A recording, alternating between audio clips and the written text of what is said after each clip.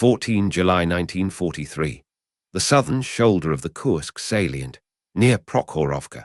Smoke hangs low over the steppe, thick with cordite and burning oil. Soviet artillery has been firing for hours. German guns answer without pause. Tanks burn across fields measured in meters, not kilometers. Men fight at distances where faces are visible, where steel screams before it kills. Above that battlefield, doctrine says there should be nothing. No heavy bombers. No American aircraft. No four-engine machines flying straight and level. And yet, at altitude, one is already dying. A Boeing B-17 Flying Fortress tears through cloud and flak at over 20,000 feet, its formation shattered, its position wrong by hundreds of miles, its presence here contradicting every operational map drawn for the summer of 1943. The bomber is not over Schweinfurt or Regensburg. It is not over Bremen or Hamburg. It is over the largest armored collision in human history. A burst of anti-aircraft fire climbs toward it, black blossoms opening in disciplined patterns. One shell detonates forward, another, then a third. The aircraft lurches violently. The nose section disappears in a flash of metal and air, plexiglass, aluminum, wiring, and flesh are ripped away in an instant. The bombardier and navigator positions are gone. The forward fuselage is open to the sky. Wind explodes into the aircraft at hundreds of kilometers per hour. Oxygen lines tear free. Intercom cables whip like ropes. The cockpit fills with freezing air and debris. Instruments fail one by one. Blood freezes where it splashes. The pilots feel the controls go slack. By regulation, by training, by every manual written since the first four-engine bomber lifted off a runway, this aircraft is already lost. It has no nose. No forward structure. Bare control cables are exposed to open air. And yet the engines keep turning, the wings hold, the crew is still alive. They were wrong. This moment does not exist in isolation. It is born from the same collision of assumption and reality that defines the entire summer of 1943. Kursk is not merely a battle of tanks. It is a battle of expectations, of intelligence failures, of rigid planning colliding with industrialized violence, of men and machines pushed far beyond the limits they were designed to endure. By July 1943, the war in Europe has already changed shape. Stalingrad is over. Sixth Army is gone. For the first time, a complete German field army has been annihilated. The Eastern Front has not stabilized, but it has shifted. The initiative is no longer assumed. It must be fought for. Operation Citadel is meant to restore that initiative. Planned since March, delayed by months, refined on maps while factories struggle to keep pace. It is Germany's last large-scale offensive in the East. The objective is simple in geometry and catastrophic in consequence. Pinch off the Kursk salient, encircle massive Soviet forces, destroy them, and shorten the front. On paper, it is elegant. From the north, 9th Army under General Walter Model drives south from Orel. From the south, 4th Panzer Army under General Hermann Hoth drives north from Belgorod. Between them, the salient collapses. Hundreds of thousands of Red Army soldiers are trapped. Soviet reserves are broken. Strategic momentum swings back west. The plan assumes surprise. It assumes operational speed. It assumes technological superiority. Reality has been preparing something else. Soviet intelligence has known about Citadel for months. Signals intercepts, partisan reports, aerial reconnaissance, and foreign intelligence streams converge on the same conclusion. The Germans are coming.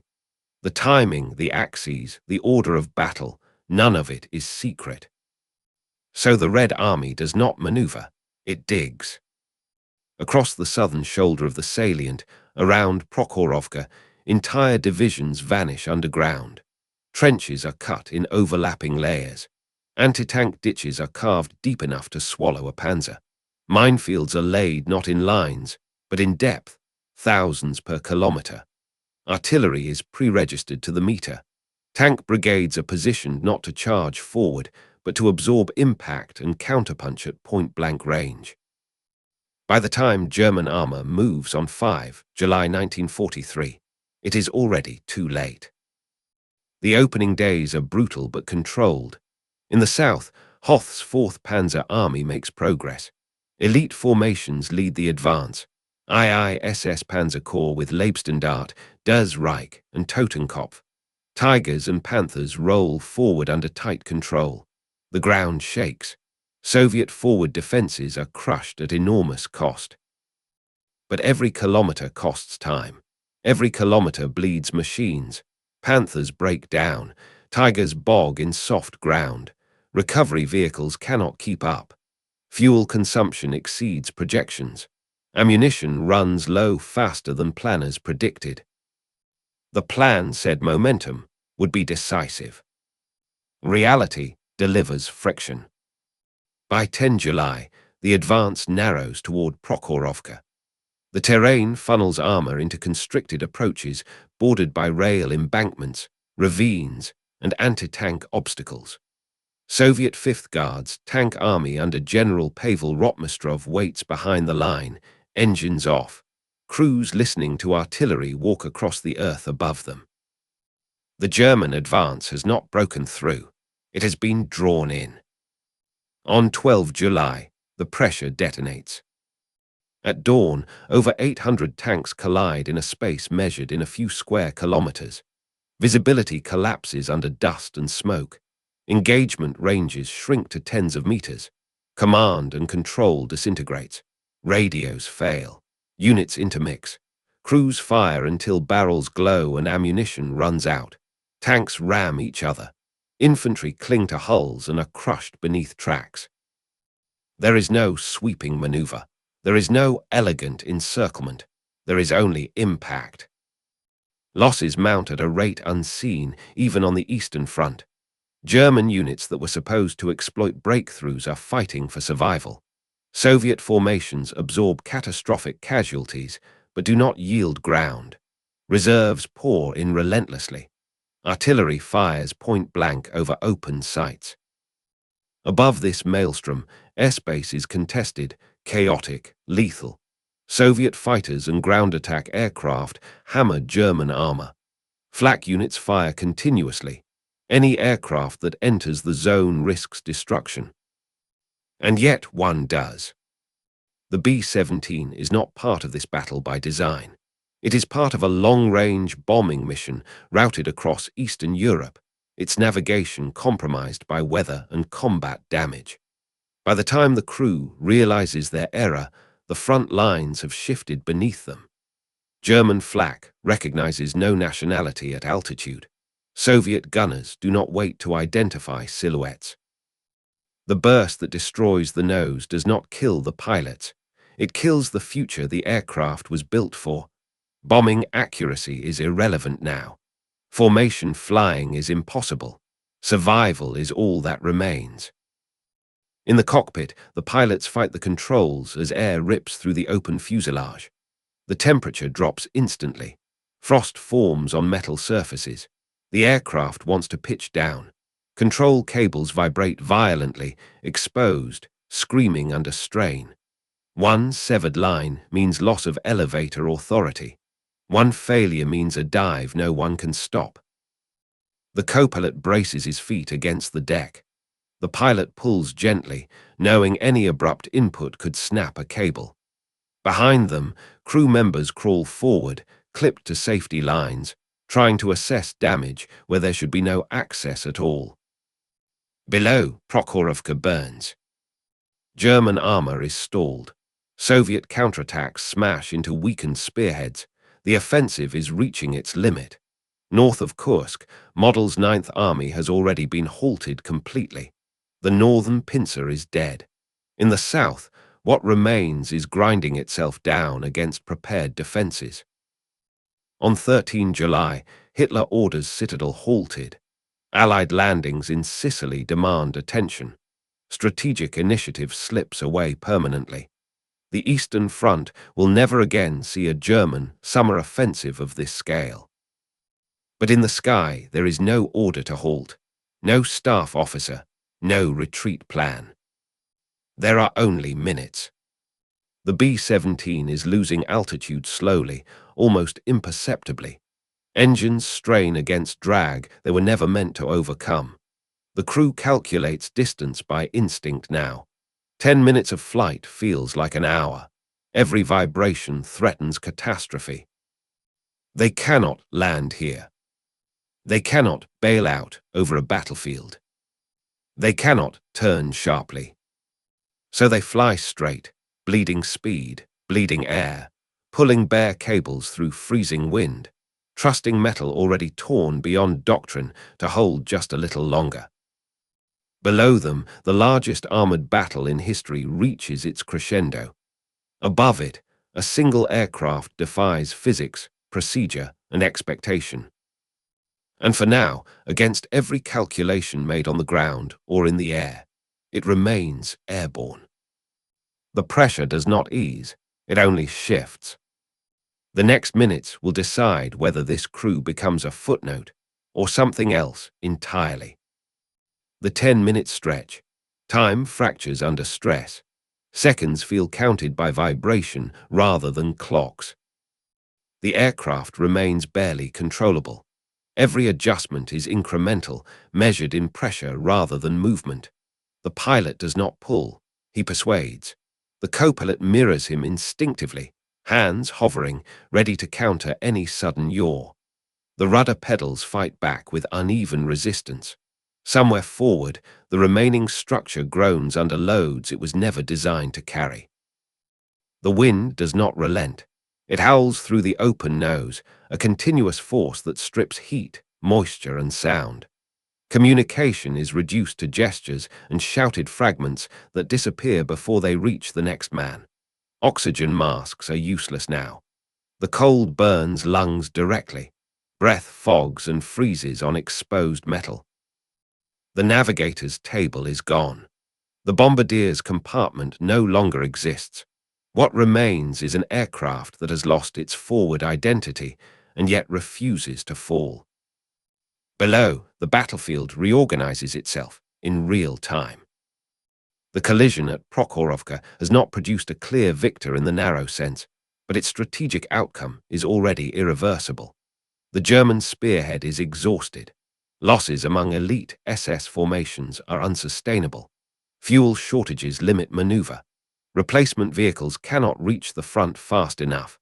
Panthers abandoned for mechanical failure line the approaches, their crews redistributed to other units or marching west on foot. Soviet command does not pause to assess.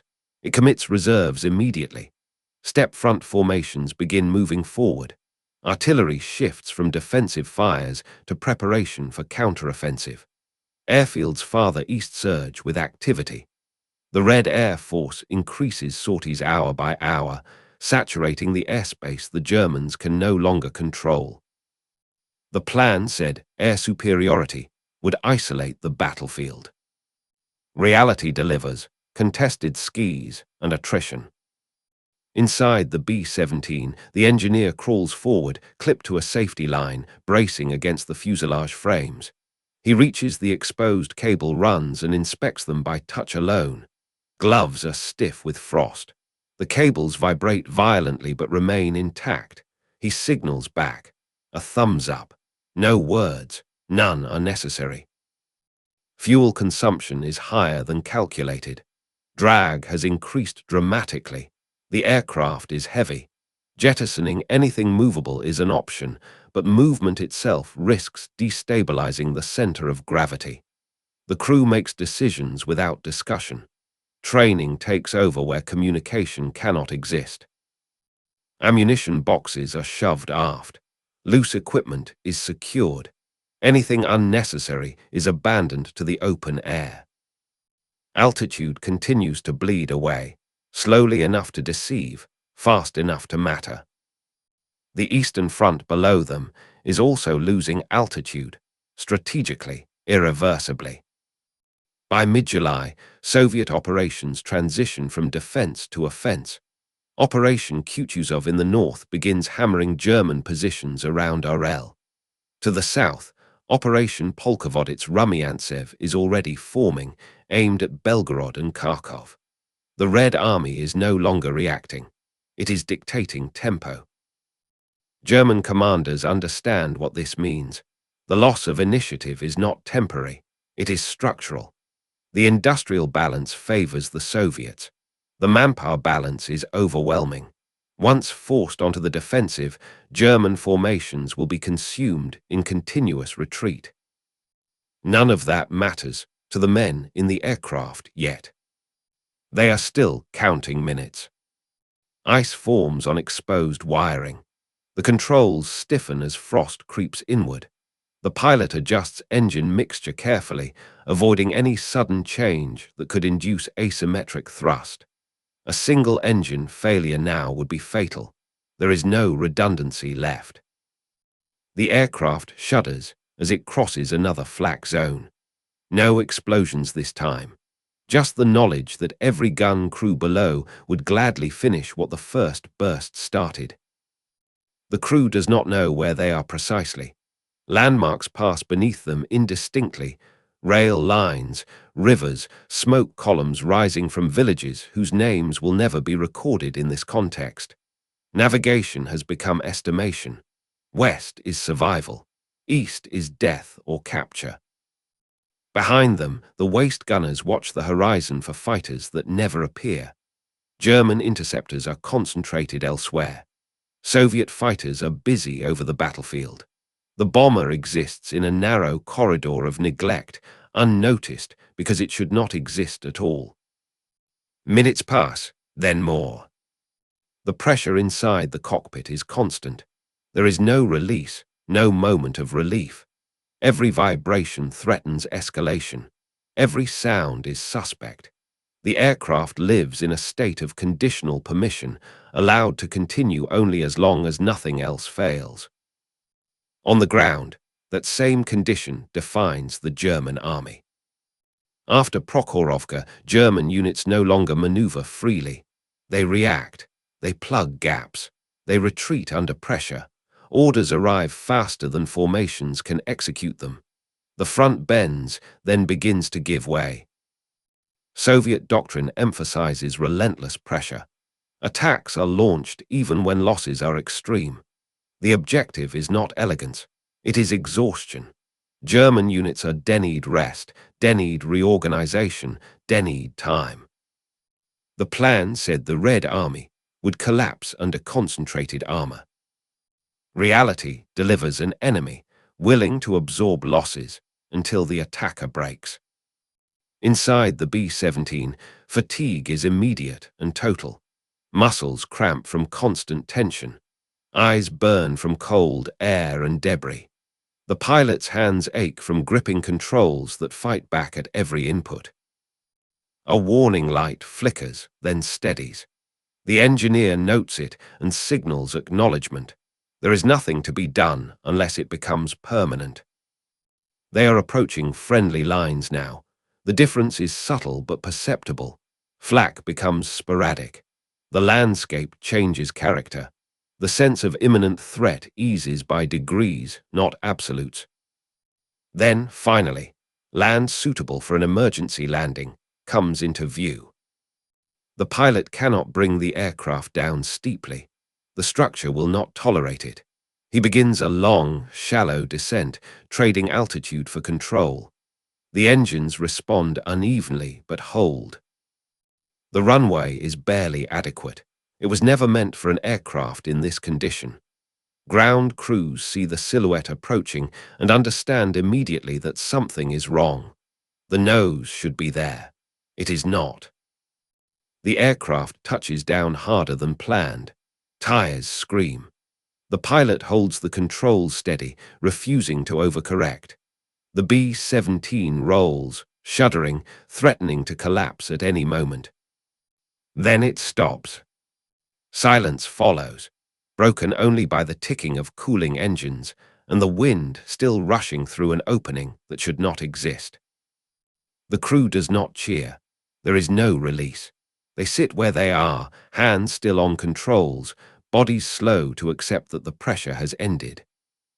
On the Eastern Front, the pressure does not end. It only shifts direction. The battle around Kursk transitions fully into Soviet advance. German forces withdraw toward prepared positions that are no longer prepared enough. Kharkov will fall again. Belgorod will be lost. The strategic balance in the east is broken permanently. The aircraft is photographed later. The image circulates. A flying fortress with no nose, its forward fuselage torn away, control cables exposed like veins. Proof that doctrine does not account for everything. That survival sometimes exists beyond expectation. On the battlefield below, similar images accumulate. Burned tanks, abandoned guns, shattered units that once represented the sharp edge of German power. The summer of 1943 does not end the war, but it ends a way of fighting it. And the cost of that realization is still being paid, in blood, steel, and exhausted men who no longer believe the maps they are given. The pressure builds again. The front does not pause to acknowledge survival, either in the air or on the ground. Momentum has shifted, and momentum does not negotiate. As July deepens, the southern shoulder of the Kursk salient becomes a corridor of withdrawal. German formations pull back in stages, fighting delaying actions under constant pressure. Roads clog with damaged vehicles. Recovery crews abandon machines they would have salvaged months earlier. Ammunition expenditure exceeds resupply. Fuel becomes rationed not by plan, but by desperation. Orders still arrive framed in confident language, but they describe a reality that no longer exists. On 17 July 1943, Soviet forces recapture Belgorod. Artillery fires celebratory salvos into the night sky. In Moscow, searchlights cut the darkness in deliberate arcs. The symbolism is unmistakable. The Red Army is advancing westward again, and this time there is no German counterstroke forming behind the line. The plan, said Citadel, would be the decisive blow.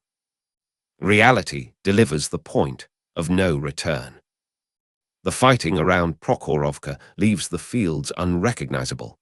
Tanks sit where they burned, turrets blown clear, tracks twisted into shapes that defy engineering logic. Infantry grave appear beside trenches that were never meant to be permanent. The soil is churned so completely that orientation becomes difficult even in daylight. For the men who fought there, time compresses. Memories collapse into fragments. Noise, heat, the metallic smell of burning oil, the weight of bodies pressed into the earth. Survivors move on because orders demand it, not because recovery has occurred. German IISS Panzer Corps, once the cutting edge of the offensive, is reduced in combat effectiveness. Leibstandarte and Das Reich still exist on paper, but their veteran crews are gone.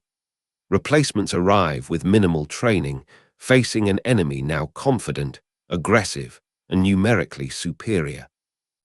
The Red Army does not slow. It expands the breach. Tank armies surge forward with infantry riding hulls, artillery leapfrogging in disciplined rhythm. Air support intensifies.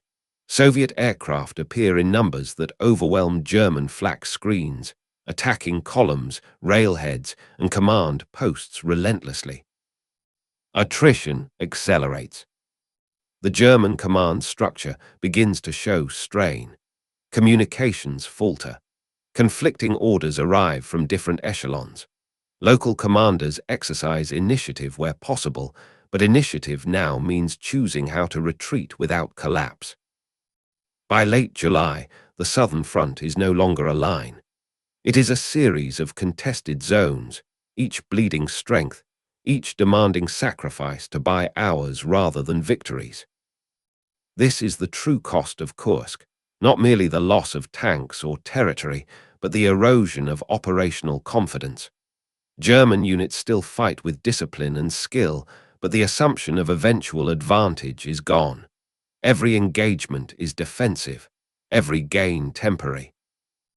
The Red Army understands this intuitively. Pressure is maintained everywhere. Even failed attacks serve a purpose. They exhaust German reserves. They force responses. They deny rest. The war of maneuver has become a war of depletion, and Germany cannot win it. Far from the front, the B-17's crew is debriefed.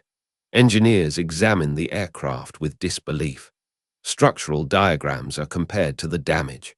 Calculations are made after the fact, demonstrating mathematically what the crew already knows instinctively. The aircraft should not have remained controllable. Photographs are taken. Reports are filed.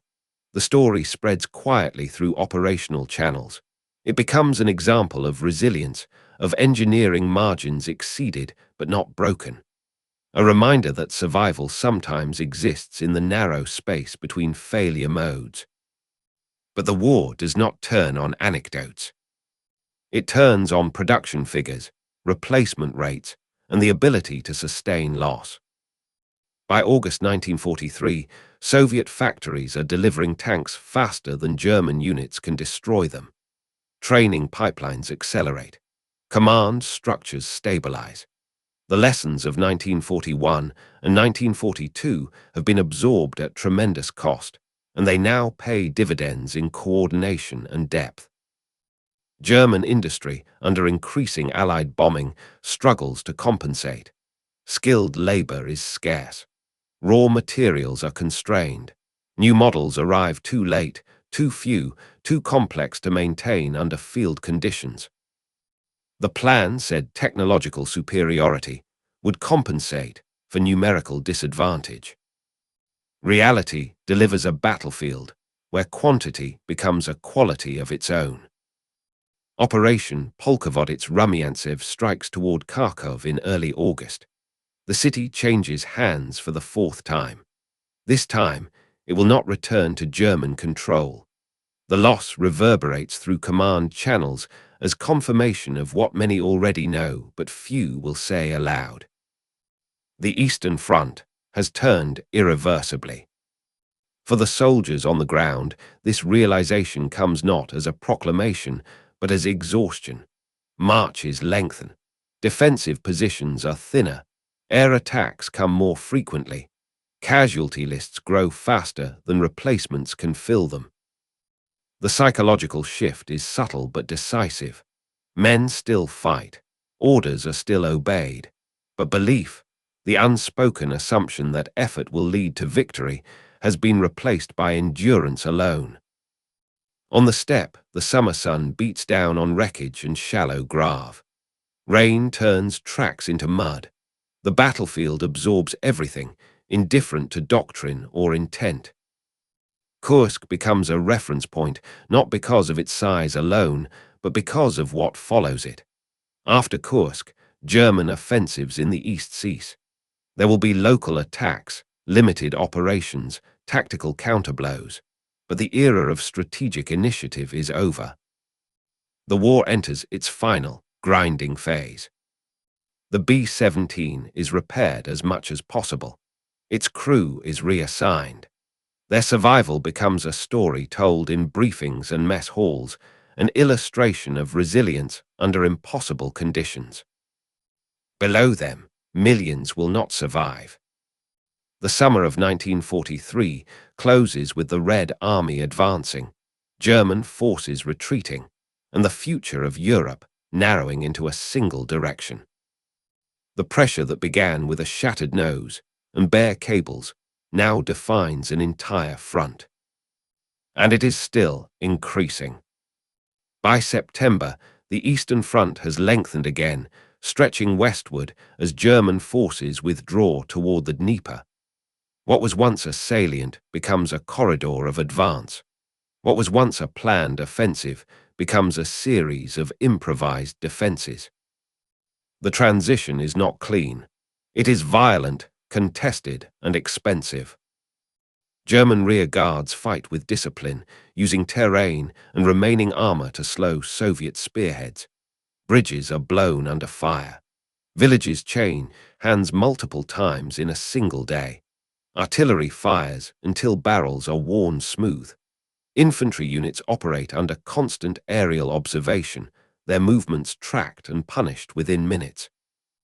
The Red Army accepts losses without hesitation. Its operational doctrine now favors relentless forward motion, exploiting German weakness before new defensive lines can be organized. Tank armies punch through gaps, bypassing strongpoints and leaving infantry to reduce them later. Speed becomes the weapon. The plan said the Germans would regroup along prepared river lines. Reality delivers retreat under pressure, preparation unfinished. The Dnieper line is meant to be a barrier, a natural obstacle behind which German forces can stabilize the front. In theory, it offers defensible crossings and shortened supply routes. In practice, Soviet forces reach it too quickly. Engineers cross under fire. Infantry establish bridgeheads before demolitions can be completed. Entire German units arrive to find positions already compromised. By late September 1943, the Red Army holds multiple crossings. Kiev is threatened. The scale of the advance is unprecedented. What took Germany 2 years to conquer is being lost in months. Command decisions grow more desperate. Hitler issues stand-fast orders that ignore tactical reality. Units are ordered to hold positions that cannot be held. Withdrawal requires authorization that arrives too late. Encirclements occur not because of surprise, but because of rigidity. German losses mount steadily, not in dramatic collapses, but in continuous erosion. Battalions become companies. Companies become platoons. Veteran cadres disappear. The Eastern Front consumes experience faster than it can be replaced. The soldiers feel this acutely. Defensive lines are thinner. Support weapons are scarce. Air cover is sporadic. Soviet artillery dominates preparation fires, saturating positions before attacks that arrive immediately, denying recovery time. Night offers no respite. Soviet reconnaissance probes test lines constantly. Harassment fire prevents sleep. Morale holds through discipline, not optimism. Kursk remains present in memory, not as a single event, but as the moment when everything afterward became inevitable. In the air war, the pattern is similar. Allied bombing intensifies over Germany. Production centers are struck repeatedly. Aircraft losses increase, but replacement rates hold. The industrial calculus favors the Allies increasingly. The B-17 crew returns to operations after recovery. Their aircraft is replaced. The repaired fortress becomes a training or ferry machine, its combat days over. New crews fly new machines into increasingly hostile skis. The survival of that one aircraft does not alter strategy, but it illustrates a broader truth mirrored on the ground. Systems built with margins can endure damage beyond expectation, but only for so long. Germany's margins are disappearing. By November 1943, Kiev falls. The Red Army secures a massive bridgehead west of the Dnieper. The front no longer resembles the lines of 1942. The German army is reacting across hundreds of kilometers, forced to prioritize crises rather than objectives. The war's tempo belongs entirely to the Soviets now. At higher command levels, assessments shift. German planners acknowledge privately that victory in the East is no longer achievable. The goal becomes containment, delay, negotiation through endurance. None of these are realistic given the balance of forces. The plan said attrition would favor Germany through superior, allowed training and leadership. Reality delivers an enemy that has learned faster and now applies pressure more effectively. Winter approaches, mud slows movement, Cold hardens the ground. The Red Army continues to advance regardless. Supply lines adapt. Logistics improve. Experience compounds. German units dig in where they can, but positions are temporary. Every defense is provisional. The expectation is not to hold indefinitely, but to hold long enough to avoid collapse. For the men fighting, this distinction matters little. Each position feels final. Each withdrawal feels like failure. The psychological weight accumulates quietly, grinding morale over time. Kursk becomes more than a battle. It becomes a dividing line in memory. Before Kursk, hope existed. After Kursk, survival is the objective. The fields around Prokhorovka are revisited months later by advancing Soviet units. Wreckage still litters the ground. Some tanks have been cannibalized. Others remain untouched, silent markers of intensity compressed into days. The scale of loss is difficult to comprehend even for those who witnessed it. Tens of thousands killed or wounded. Thousands of armored vehicles destroyed or disabled. Entire formations reshaped permanently. The Eastern Front moves on, but it carries Kursk with it. The pressure that shattered doctrine, plans, and machines does not dissipate. It advances westward, kilometer by kilometer, consuming ground, men, and time. And there is no counterweight left capable of stopping it. Winter does not bring relief. It brings clarity. By December 1943, the Eastern Front has transformed into a continuous struggle to prevent catastrophe rather than achieve success. German formations fight with skill and cohesion, but the operational horizon has narrowed. The question is no longer where to advance, but where the next line might briefly hold. Soviet pressure never fully subsides. Even when weather restricts large-scale movement, artillery fires continue. Reconnaissance probes test weaknesses. Tank units remain poised, engines warmed, ready to exploit any lapse. The Red Army has learned how to maintain offensive posture under conditions that once crippled it. The plan, said Winter, would restore balance. Reality delivers continuity.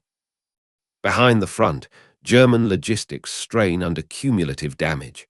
Rail networks suffer from partisan sabotage and Allied bombing. Fuel deliveries become unpredictable. Units receive ammunition in irregular quantities. Repair depots operate under constant pressure, prioritizing vehicles that can be returned to service quickly, abandoning those requiring extensive work. This triage mentality spreads everywhere. The psychological effect is profound. Soldiers sense that the system supporting them is fraying. Confidence in replacement, repair, and relief erodes. Fatigue deepens.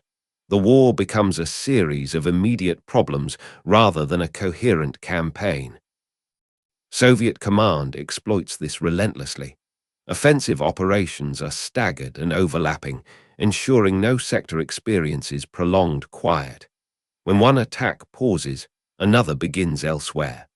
German reserves are forced to shuttle constantly, arriving late and depleted. In January 1944, Soviet forces launch multiple operations along the front, further expanding bridgeheads and threatening encirclement of German Army Group South. The scale is immense. Entire armies move simultaneously, coordinated by staffs that have learned how to synchronize infantry, armor, artillery, and air power with brutal efficiency. German commanders request permission to withdraw to more defensible positions. Authorization arrives slowly or not at all. Orders emphasize holding ground at all costs, even as the cost becomes prohibitive. The Eastern Front is no longer elastic, it fractures. For the soldiers who survived Kursk, this phase feels like an extension of that battle rather than something new. The same sense of inevitability persists, the same relentless pressure, the same realization that each engagement consumes strength that will not be replaced. Kursk did not break the German army in a single blow. It initiated a process that now unfolds without interruption. In the air war, patterns repeat.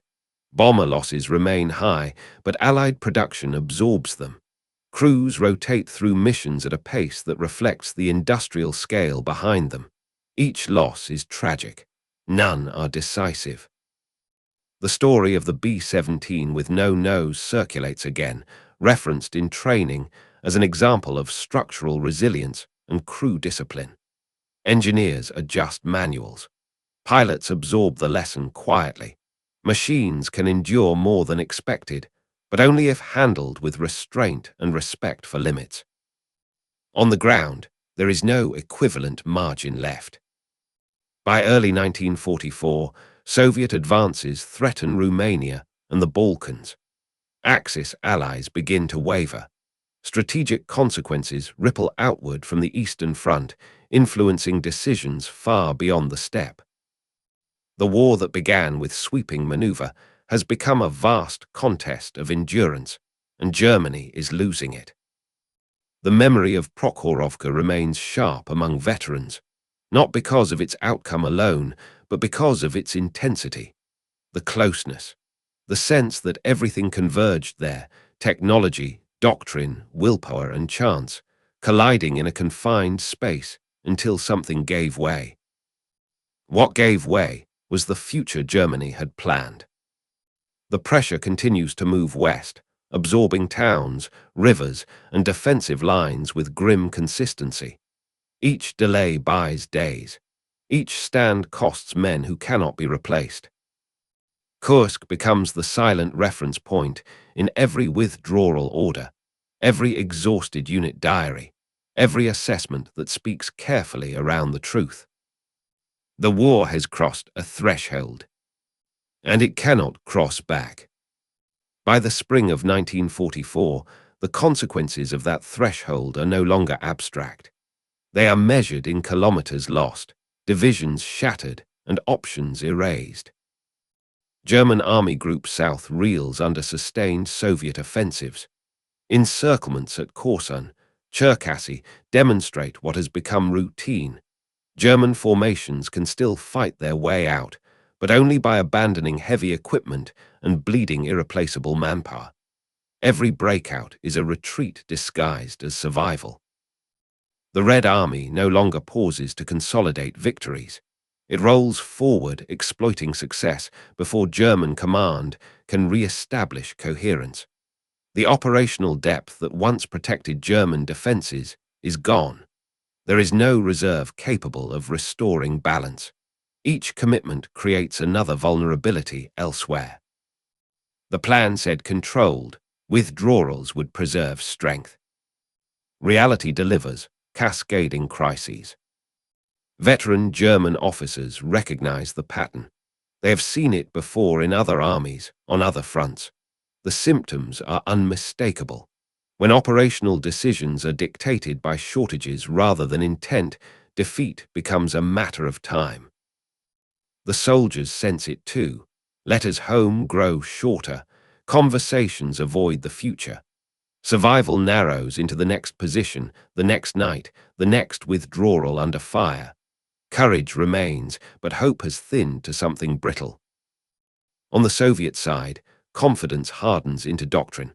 Commanders press aggressively, knowing German reactions will be constrained. Artillery concentrations grow denser. Air support becomes increasingly synchronized with ground advances. The Red Army has learned not just how to fight, but how to maintain pressure without pause. This evolution traces directly back to Kursk. The lessons absorbed there, about depth, resilience, counterattack, and attrition, now define Soviet operations. What was once reactive has become anticipatory. In June 1944, Operation Bagration is prepared in secrecy. Its scale eclipses even Kursk. German intelligence fails catastrophically. Deception operations succeed. When the blow falls, Army Group Center collapses almost entirely, destroying the illusion that any part of the Eastern Front remains stable. Kursk's legacy is now undeniable. The battle did not end Germany's war in the East. It made its continuation untenable. For the men who fought at Prokhorovka, this realization arrives with bitter clarity. Survivors watch as entire fronts unravel, knowing the turning point has already passed. Their memories are not of grand strategy, but of noise, heat, confusion, and the sense that something fundamental shifted in those fields. In the air, Allied bombers ranged deeper into Germany with increasing frequency. Air defenses weaken. Fuel shortages ground fighters. The technological edge that once seemed decisive erodes under sustained pressure. The B-17 crew continues flying missions. Each takeoff carries the memory of exposed cables and freezing wind. Each landing reinforces the knowledge that survival is never guaranteed, only borrowed. That aircraft survival mirrors a larger truth. Systems can endure damage beyond expectation, but not indefinitely. Germany's war effort survives Kursk. It does not recover from it. By late 1944, Soviet forces reach the borders of East Prussia. The fighting becomes existential. German resistance stiffens, driven by desperation rather than confidence. The cost on both sides escalates brutally. Kursk fades from immediate headlines, overshadowed by newer catastrophes. But it remains embedded in every subsequent operation, every irreversible retreat, every decision made under shrinking options. The pressure that began there never released. It simply moved forward, compressing space and time until nothing remained between it and the German heartland. The battle that was meant to restore initiative, instead, defined its permanent loss. And the men who endured it, on the ground and in the air, carried that truth with them for the rest of the war. By early 1945, the outcome is no longer in doubt. Only the manner of the ending remains uncertain. German forces on the Eastern Front fight with the intensity of men who understand exactly what awaits them if they fail. Discipline hardens into fatalism. Defensive lines are constructed rapidly, abandoned just as quickly. Every village becomes a position, every river a temporary barrier. None of them hold for long. The Red Army advances with overwhelming force. Its operational art now integrates mass, speed, and firepower seamlessly. Artillery concentrations precede assaults with crushing effect. Tank armies exploit breaches immediately. Infantry follows, securing ground that will not be relinquished again. The plan said final defenses would stabilize the front. Reality delivers, collapse under accumulation. The cost is staggering. Casualty figures climb into the millions. Entire regions are devastated. Civilians flee westward in columns stretching for kilometers, moving alongside retreating military units. Infrastructure disintegrates under the weight of movement and destruction. The memory of Kursk surfaces again and again among German veterans. It is not remembered as defeat in the traditional sense, but as the moment's certainty ended. After Kursk, every operation carried doubt. Every order was executed with the understanding that it might only delay the inevitable. For Soviet soldiers, Kursk represents something different. It is proof that the Red Army can absorb the heaviest blow and still advance. Proof that German armored superiority can be broken. Proof that sacrifice on an unimaginable scale can produce decisive results. That belief carries them westward. In January 1945, Soviet forces cross the Vistula in force. In weeks, they advance hundreds of kilometers. German defenses crumble faster than they can be rebuilt. Units disintegrate under pressure that never relents. Command structures fragment. Communication fails repeatedly. The Eastern Front ceases to function as a coherent military system. In the air, Allied dominance is absolute. Bombers operate with fewer losses. Fighters roam freely. Transportation networks collapse under sustained attack. Germany's ability to maneuver, supply, and reinforce evaporates. The B-17 crew completes its tour. They survive the war. Their story becomes one of many, remarkable, improbable, but ultimately a fragment of a conflict defined by scale beyond individual endurance. The aircraft itself does not survive the post-war drawdown. Like thousands of others, it is scrapped, its aluminum melted down, its extraordinary moment reduced to photographs and reports filed away in archives. On the ground, the Red Army reaches the Oder. Berlin lies within artillery range. The war's final phase begins with a grim clarity that leaves no room for illusion.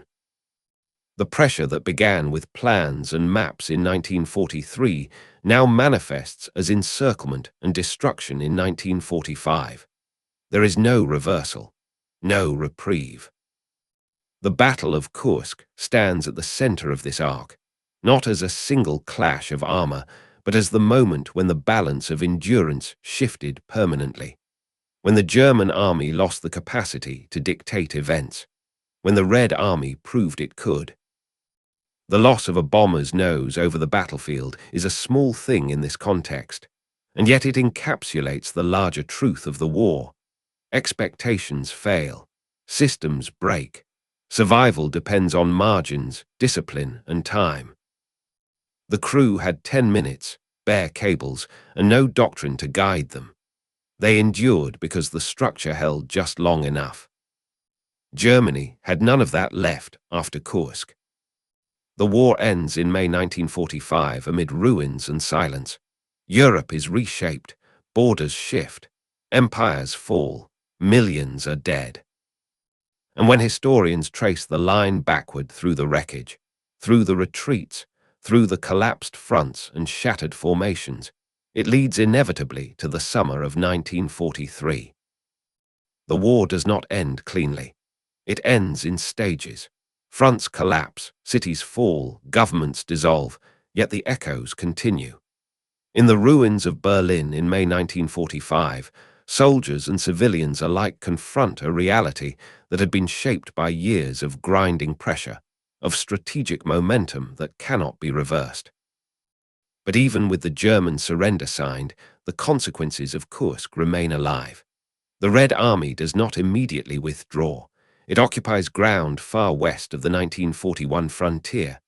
Political control follows military presence. Borders are redrawn. Governments rise and fall under the shadow of Soviet influence. The balance of power in Europe is irrevocably altered.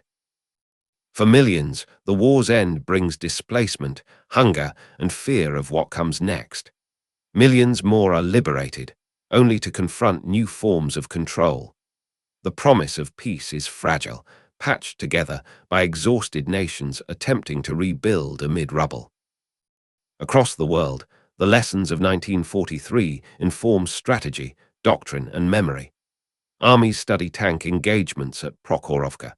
Air forces analyze the limits of structural resilience like that exhibited by the B-17 with its missing nose. Military academies debate attrition versus maneuver. Politicians invoke sacrifice in speeches.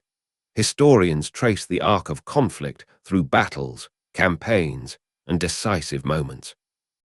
Yet for those who lived it, the war persists not in textbooks, but in scars, physical, psychological, and cultural. In 1946, a young Soviet officer returning to civilian life writes to his family about fields near Prokhorovka still littered with metal husks. He describes how grass grows through tank treads and how peasants avoid certain patches of ground. The memory of battle lingers in the earth itself. In America, the B-17 crew disperses into peacetime roles. Some enter industry. Some return to farms. Some never speak of their 10 harrowing minutes pulling bare cables against the sky. Their bomber's photograph hangs in a museum, a testament to survival against improbable odds. In Germany, former soldiers walk through their destroyed cities. They carry memories of ordered retreats, of defensive lines collapsing under overwhelming force, of comrades lost to exhaustion as much as to enemy fire. Kursk is a distant reference point, but its implications are felt in every existential moment of defeat and reconstruction. In the Soviet Union, survivors of the Red Army march in parades. They celebrate victory. They honor comrades. They rebuild homes. They confront a vastly changed world. Asia continues its own conflicts. The Pacific War ends later in 1945, after battles that rival the scale and ferocity of the Eastern Front. Cities like Hiroshima and Nagasaki suffer devastation of a different order. The impact of strategic bombing becomes a subject of moral and military debate. Once again, lessons are extracted, codified, and institutionalized. Yet amid all these developments, one truth endures. Strategic assumptions can be shattered by reality when pressure accumulates beyond expectation. Plans can fail not because they were ill-conceived, but because they encountered a reality too complex, too dynamic, too resistant to rigid control. Back on the steppe near Prokhorovka, decades later, a historian walks among fragments of rusted steel. He touches the surface of a tank hull and imagines the crews inside. He listens to the wind, imagining the roar of engines long silent. He reflects on how a single engagement can influence the course of events far beyond its immediate violence. The echo of that battlefield carries into the future, into doctrine, into politics, into memory. And the bomber with no nose remains an enduring symbol, photographed against a backdrop of clearer skies. It stands for resilience under impossible conditions, for the unpredictable interplay of chance and design, for survival against odds calculated by no human hand. History, at its core, is a pressure system. Forces accumulate. Expectations confront reality. Outcomes emerge that defy simple explanation. Kursk did not end the war, but it ended certainty. It ended the possibility of recapturing lost initiative. It marked the point at which one side's momentum became irreversible. And that, more than any single tank engagement or aerial incident, reshaped Europe. In the end, the war is a human story of loss, endurance, adaptation, and consequence. Each soldier, each crewman, each civilian carries a piece of that story forward. Combined, they form the history that defines generations. And in that history, the summer of 1943 remains more than a date on a page. It is the moment when pressure overwhelmed doctrine, when reality asserted itself with unstoppable force, when the arc of conflict bent irreversibly toward the future that followed. The war ends, but the world it created does not simply vanish with the last shot fired. The consequences ripple outward through politics, borders, and human lives. Millions of displaced persons wander across continents. Cities must be rebuilt. Governments must be reconstituted. Ideologies once dormant erupt into power vacuums. The aftermath is as consequential as the battles themselves. In Berlin in May 1945, Soviet troops plant the red flag over the Reichstag. The symbolism is absolute. The capital of Hitler's regime has fallen to the army that absorbed the greatest blows and dealt the decisive ones. Yet for the soldiers who raise the banner, the cost is no less staggering. Friends are gone. Bodies litter the ground. The taste of victory is bitter with exhaustion. Across Europe, millions of refugees move westward. Trains carry families with only what they can salvage. Children too young to remember a peacetime before war-watch landscapes of ruin blur past. The social fabric of nations is torn, rewoven unevenly, unpredictably. In the United States, returning veterans attempt to assimilate into civilian life. Factories that once churned out bombers and tanks retool for peace. The memory of war influences industry, politics, and education. The GI Bill opens opportunities. Suburban neighborhoods expand. But in basements and attics across the country, uniforms and medals gathered dust beside faded photographs. At the Nuremberg trials, former leaders faced justice for crimes against humanity. The principles established there, accountability, individual responsibility, reshape international law. The idea that sovereignty cannot shield atrocities enters the lexicon of diplomacy. Yet the trials themselves are contentious, uneven, imperfect. They reveal that justice after mass violence is complex, contested, incomplete. On the Eastern Front, cities left in rubble are rebuilt under new political orders. Soviet influence dominates much of Eastern Europe. Borders shift westward. Populations are relocated. The suffering of war blends into the suffering of occupation and political repression. Not all victims are recognized. Not all stories are told. Historians in the decades that follow examine the summer of 1943 with renewed intensity. Kursk becomes a central case study in operational art. Prokhorovka's tank engagement is analyzed frame by frame, and the anomalous flight of a B-17 through a battlefield intended for ground forces is cited in aviation circles as an extraordinary example of crew skill and structural resilience. In aviation textbooks, the incident is dissected. The loss of the nose section, the behavior of the airframe, the management of control cables exposed to the airstream, and the decision processes that allowed the aircraft to remain aloft long enough to reach friendly territory. Engineers learn from it. Pilots pay homage to it. But for every textbook example, there are thousands of stories that never make it into academic study. Soldiers who never returned, civilians caught between advancing armies, families separated by fear and chaos. By the 1960s, the Cold War has solidified into ideological and military standoffs. The battlefields of 1943 influenced doctrine on both sides. NATO planners study tank engagements and deep operations. Soviet strategists reflect on the lessons of depth, attrition, and combined arms. The specter of large armored clashes informs exercises, force structure, and alliance strategy. Culturally, the war shapes art, literature, and memory. Films depict battles with fidelity and imagination. Novels convey the psychological weight of conflict. Memorials rise in cities and towns across Europe and Asia. In Russia, Victory Day becomes a solemn annual observance.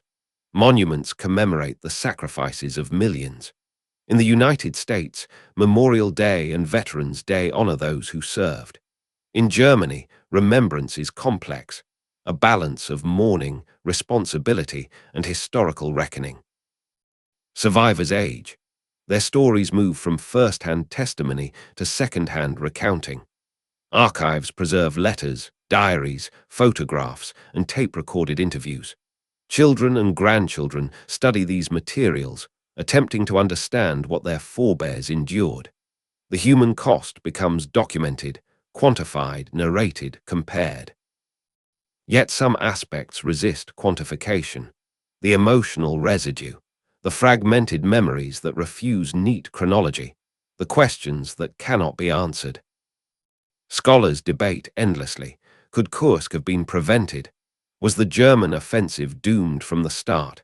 Did Soviet intelligence alone determine the outcome? Was it attrition or strategy that decided the larger war? Each interpretation reflects a particular lens: military, political, moral. And then there is the question of human cost. The tens of thousands who died at Prokhorovka, the countless others killed across the Eastern Front, the families who waited in vain.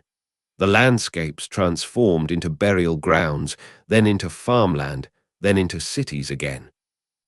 In 1985, on the 40th anniversary of victory in Europe, veterans return to Kursk. They walk among memorials planted where tanks once fought. They press photographs into each other's hands, black and white images of faces now lined with age. They share stories that were never told at home, memories too painful to recount for decades. Some weep, some stand silent, Some find in that pilgrimage a fragile closure. In the United States, the B-17 story lives on in museums and air shows. Restoration projects attempt to preserve surviving fortresses. Pilots and enthusiasts study the flight characteristics of these machines. The tale of the bomber that lost its nose becomes part of a larger narrative about resilience and ingenuity amid industrialized warfare. Yet amid all these reflections, one core lesson persists. War is never the tidy affair of maps and planning that generals hope for. It is chaos and adaptation, error and improvisation, strategy and sheer human endurance. Kursk did not simply shape a front. It shaped how wars are understood. It demonstrated the limits of offensive concentration against prepared defense. It revealed the decisive impact of attrition over maneuver when material and personnel exchanges reach equilibrium. It showcased the role of intelligence and counterintelligence in preparing a battlefield long before the first shot is fired. And in the sky above it, somewhere off course, in an unintended corridor of combat, the B-17's flight became a metaphor for survival against improbable odds. Those 10 minutes of suspended danger reflect something broader: the capacity of individuals and machines to operate at the edge of failure, clinging to life and mission when every protocol says they should not. The war reshaped the world. Boundaries were redrawn, nations rebuilt, alliances formed, ideologies clashed and evolved. But the human experience of conflict, the pain, the loss, the resilience, endures in memory long after treaties are signed and guns fall silent. And when future generations study the battles of 1943, when they walk the fields of Prokhorovka or examine the wreckage preserved in museums, they confront not only the mechanisms of war, but the individuals who lived through it. They confront the reality that history is not merely a sequence of events, but a tapestry woven from countless lives, decisions, sacrifices, and unforeseen turns, where pressure meets plan, and reality always asserts itself. And in that tapestry, Kursk remains a defining thread.